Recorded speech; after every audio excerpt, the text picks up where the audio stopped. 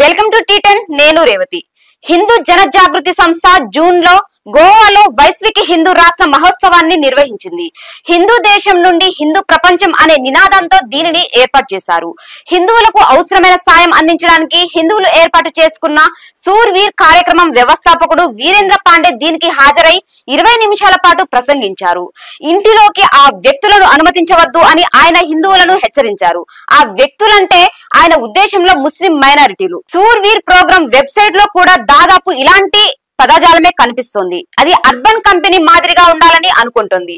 అందులో సేవలు అందించేవారు పొందేవారు అందరూ హిందువులే.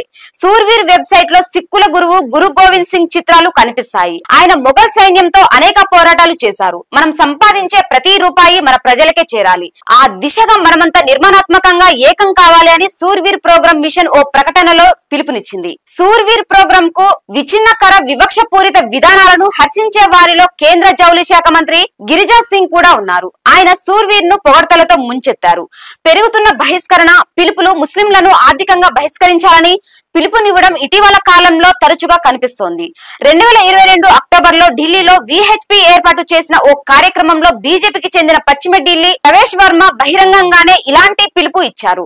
2023లో గుజరాత్ లో మతపరమైన హింస చెలరేగింది. ముస్లింలతో ఆర్థిక పరమైన లావాదేవీలు జరపబోమని కొన్ని గ్రామాలు ప్రజలు వీడియోలు విడుదల చేశారు. అదే ఏడాది హర్యానాలోని సూర్వీర్ లో మత హింస జరిగింది. ఆ తర్వాత గురుగావ్ లో నిర్వహించిన మహాపంచాయత్ కు పలు గ్రామాల ప్రతినిధులు హాజరయ్యారు. ముస్లింలను ఆర్థికంగా సామాజికంగా బహిష్కరించాలని ఆ సమావేశం పిలుపునిచ్చింది. ఇటీవల కన్వర్ యాత్ర సందర్భంగా ఉత్తరప్రదేశ్ లోని ముజఫర్ నగర్ అధికారులు వివాదాస్పద ఆదేశాలు జారీ చేశారు. యాత్ర సాగే మార్గంలో ఉండే హోటళ్లు, ధాబాలు, వీధి వ్యాపారులు తమ పేర్లను ప్రదర్శించాలని సూచించారు. అయితే కోర్టు జోక్యంతో ఆదేశాలు అమలు కాలేదు. సూర్వీర్ ప్రోగ్రాం న్యాయపరమైన లొసుగుల నుండే కాకుండా రాజకీయ పార్టీ సభ్యుల నుండి కూడా ప్రయోజనం పొందుతుంది. తాను 7,000కు పైగా సేవలు అందిస్తున్నానని సూర్వీర్ తన వెబ్సైట్ లో తెలిపింది. న్యూ ఎడ్యుకేషన్ వెల్ఫేర్ సొసైటీ పేరిట ఉన్న ప్రభుత్వేతర సంస్థ బ్రాండ్ పేరే సూర్వీర్ ప్రోగ్రాం అని చెప్పుకుంది. కానీ సూర్వీర్ ప్రోగ్రాం హిందూ రాష్ట్రాన్ని గురించే ప్రబోధిస్తుంది. దీనిలోని కొందరు నాయకులు ముస్లింలకు వ్యతిరేకంగా విద్వేష ప్రసంగాలు చేస్తుంటారు. ఈ ప్రోగ్రాం తో మిలిటెంట్ హిందూ పూజారి యతి నరసింహానంద సరస్వతికి సంబంధం ఉంది. ఆయన యూపీలోని దస్నాదేవి ఆలయానికి అధిపతి. ఆయనపై 20 కేసులు ఉన్నాయి. 2022లో ముస్లిం వ్యతిరేక ఉపన్యాసం ఇచ్చినందుకు అరెస్ట్ అయ్యాడు కూడా. ఈ భూమి నుండి ఇస్లాం ను తుడిచివేయాలని ముస్లింలందరూ ఉగ్రవాదులేనని ఆయన తన ప్రసంగంలో విషం చిమ్మారు. సూర్వీర్ ప్రోగ్రాం తో హిందూ జాగృతి సమితికి కూడా సంబంధం ఉంది. భారతదేశాన్ని హిందూ రాష్ట్రంగా ప్రకటించి హిందువులను ఏకం చేయడమే దాని ఉద్దేశం. 2014లో ఏర్పడిన అడ్మినిస్ట్రేటర్ కమిటీకి సూర్వీర్ తో అనుబంధం ఉంది. దానికి 2200 వాట్సాప్ గ్రూపులు, ఇతర మీడియా వేదికలు ఉన్నాయి.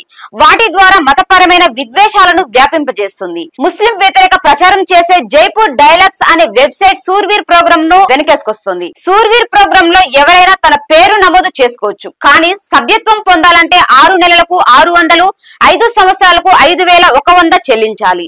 ఇది సమాజం కోసం చేసే పని అని, అందిస్తున్న సేవలకు ఎలాంటి రుసుము వసూలు చేయబోమని దాని వెబ్సైట్ చెబుతుంది. ఇది అందించే సేవలు అనేకం.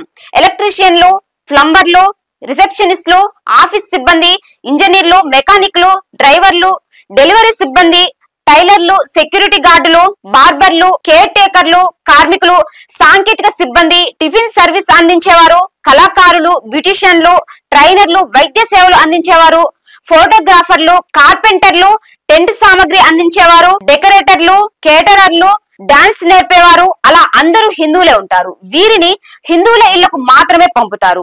దీంతో చాలా మందికి చాలినంత ఉపాధి లభించడం లేదు. నగరాల్లో అనేక మంది పనికి వెళ్తారు.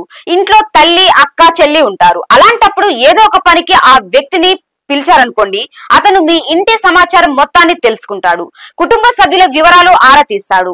ఎవరు ఎప్పుడు బయటికి వెళ్తారో గ్రహిస్తాడు. విశ్వసనీయుడు కాని అలాంటి వ్యక్తిని ఇంటిలోకి అనుమతిస్తే 80-90% జిహాద్ అక్కడే వేళ్లునుకుంటుంది అని వీరేంద్ర పాండే హెచ్చరికలు జారీ చేశారు. ముస్లిం సమాజాన్ని లక్ష్యంగా చేసుకొని ఆయన ఈ వ్యాఖ్యలు చేశాడని ఇట్టే అర్థమవుతుంది. సేవలు అందించే హిందూ వ్యక్తి ఓ పనికి 300-400 తీసుకుంటే అదే పనికి వారు 250 తీసుకుంటారు.